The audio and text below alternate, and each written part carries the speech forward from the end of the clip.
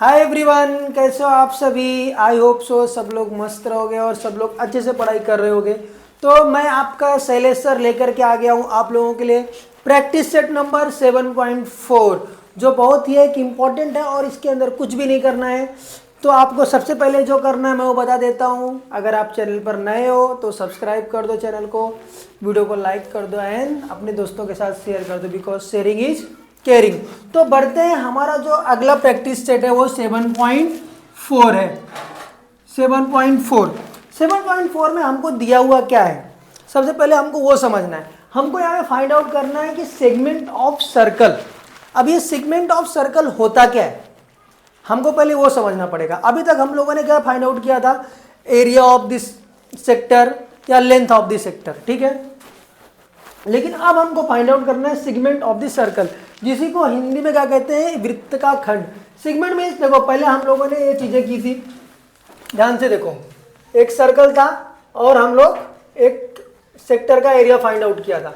लेकिन अब यहाँ पे सेक्टर के पहले एक कॉर्ड, ये जो लाइन दिख रही है ना आपको ए बी, ये सर्कल का कॉर्ड है। तो ये क्या कर रहा है, सर्कल को और एक छोटे टुकड़े में डिवाइड कर रहा है। हमको इस छोटे टुकड़े को जो ए एक्स बी ये बना रहा है, कॉर्ड ए बी डिवाइड कर रहा है, उसको कट करके उस पार्ट का, इस पार्ट का हम लोगों को क्या फाइंड आउट करना है, सेगमेंट ऑफ सर्कल। इसका वैल्यू हम लोगों को निकालना है। इसका वैल्यू निकालने के लिए ना हम लोगों को ना एक फॉर्मूला दिया हुआ है। वो कैसे निकलेगा, area of sector minus area of triangle. Segment of circle equals to area of sector minus area of triangle. जब करेंगे हम लोग तब हम लोगों को, हमको मालूम है एरिया ऑफ सेक्टर क्या होता है, theta upon 360 into pi r square, minus area of triangle क्या होता है, half r square sine theta, half r square sine theta, ठीक है। तो अब ये कॉमन चीज है, इसमें क्या है दिख रहा है, आर स्क्वायर कॉमन है दोनों में, इसलिए आर स्क्वायर को बाहर ले लिया। यहाँ पे क्या रिमेनिंग बचा, Q theta and pi, theta pi upon 360 minus sine theta upon 2, ठीक है। ये हमारा फॉर्मूला है। बस इसी फॉर्मूले के बेस के ऊपर सारा का सारा प्रैक्टिस सेट वो है, वो डिपेंड करता है। अपने को क्या याद रखना है, ये बस फॉर्मूला, ये वाला, यही मेन चीज है। ये अगर आपने याद रखा तो आपके लिए सारी चीजें इजी हो जाएंगी, ठीक है। तो अब मैं सीधा लेकर के चलता हूं आपको प्रैक्टिस सेट के एग्जांपल्स की तरफ। जो पहला हमारा क्वेश्चन है, ये इंपॉर्टेंट क्वेश्चन भी हो सकता है।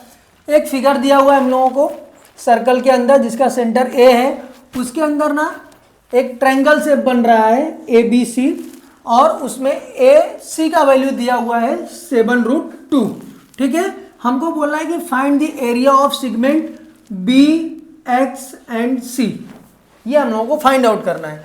अब हम लोगों को दिया हुआ है ए सी दिया हुआ है, ठीक है। अगर ये हमारा सेंटर ऑफ द सर्कल है और ए सी अगर हम लोग इसको रेडियस समझेंगे तो ए बी भी उसका रेडियस है, ए बी भी उसका रेडियस है। तो अगर ये 7√2 है तो ये भी 7√2 हो जाएगा, ठीक है। तो ये दोनों भी इक्वल हो जाएंगे।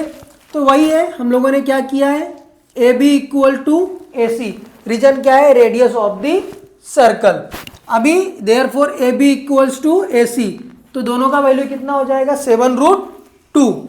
अब आते हैं हम लोग इन ट्रायंगल ए बी और सी में, ठीक है। अब ए बी सी में ध्यान से देखोगे तो ए बी और ए सी हम लोगों ने क्या दिखा दिया है, इक्वल है, क्योंकि इक्वल रेडियस है। अगर दो साइड्स इक्वल हैं तो इसका मतलब है कि वो जो ट्रायंगल रहेगा वो कौन सा ट्रायंगल हो सकता है, आइसोसेलियस ट्रायंगल होता है। हम लोगों ने पढ़ा हुआ है इक्विलैटरल ट्रायंगल, आइसोसेलियस ट्रायंगल हम लोगों ने पढ़ा हुआ है। इसकी दोनों साइड्स इक्वल है, इसका मतलब ये कौन सा ट्रायंगल है, आइसोसेलियस ट्रायंगल, जिसको तुम लोग हिंदी में क्या बोलते हो, समद्विबाहु त्रिभुज। जो हिंदी मीडियम वाले वीडियो देख रहे रहेंगे उनके लिए ये बता देता हूँ, आइसोसेलियस मीन्स क्या होता है, समद्विबाहु त्रिभुज, ठीक है। और अगर इसके दोनों साइड्स इक्वल है, इसका मतलब है कि दोनों एंगल भी इसका इक्वल होगा। अगर ये 45 है तो ये भी कितना होगा, 45। आइसोसेलियस की प्रॉपर्टी है, बराबर है एंगल ऑफ आइसोसेलियस ट्रायंगल। तो एंगल ए बी सी और angle A C B equal कितना हो जाएगा, 45 डिग्री। ये देखो यहाँ पे 45 डिग्री। वी नो, हमको पता है कि कि किसी भी ट्रायंगल के तीनों एंगल का जो सम होता है कितना होता है 180 डिग्री। ठीक है, वही किया हम लोगों ने यहाँ पे। हमको मालूम है एंगल ए बी सी कितना है 45, ए सी बी कितना है 45 और बी ए और सी हम लोगों को निकालना है। तो बी ए सी हमको मालूम नहीं है, वैल्यू डाल के ऐड कर दिया 90 डिग्री माइनस किया तो हमारा जो थीटा मिल गया हमको ये 90 डिग्री मिल गया। ठीक है, अब हमको हमारा थीटा मिल गया जो हमको फॉर्मूला में अप्लाई करना है। अब थीटा मिल गया, हम लोग अब डायरेक्टली फॉर्मूला अप्लाई करके वैल्यू रख करके और इस आंसर को फाइंड आउट कर सकते हैं। सेगमेंट ऑफ द सर्कल क्या होता है, आर स्क्वायर हम लोगों ने फाइंड आउट किया था, r square theta upon pi 360 minus sine theta upon 2। R square हमारा आर क्या है, रेडियस क्या है 7√2, तो आर के जगह पे हम लोगों ने ये लिख दिया 7√2। थीटा का वैल्यू हम लोगों ने निकाला है यहाँ पे 90 डिग्री। ठीक है 90, और पाई का वैल्यू हम लोगों को क्वेश्चन में दिया हुआ है 3.14, वो वैल्यू हम लोगों ने यहाँ पे लिख दिया 3.14 और 360 एज इट इज लिख दिया। साइन थीटा की जगह पे हम लोग क्या लिखेंगे यहाँ पे साइन 90 अपॉन 2, बस इसके आगे कुछ नहीं किया इस स्टेप में। नेक्स्ट स्टेप में हमको मालूम है 7 का स्क्वायर क्या होता है 49, √2 का स्क्वायर क्या हो जाएगा सिर्फ 2, ये 90 3.14 एज इट इज सेम लिखा है यहाँ पे हम लोगों ने। 0 to 0 कैंसिल हो जाएगा, 9 1 जा 9, 9 4 जा 36 और 49 इंटू 2 क्या होता है 98, यहाँ पे 1 बचा है और यहाँ पे 4, तो 1/4 इंटू 3.14 यहाँ पे लिखा माइनस साइन 90 का वैल्यू हम लोग को देखो, मैंने आप लोगों को बोला था वो चार्ट आपको याद रखना है वैल्यू वाला। तो साइन 90 का वैल्यू उसमें कितना है 1, साइन 90 का वैल्यू कितना है 1, तो 1/2 ये स्टेप में 98 1 इंटू 3.14 कितना होता है 3.14/4 और ये 1/2 एज इट इज लिख दिया हम लोगों ने।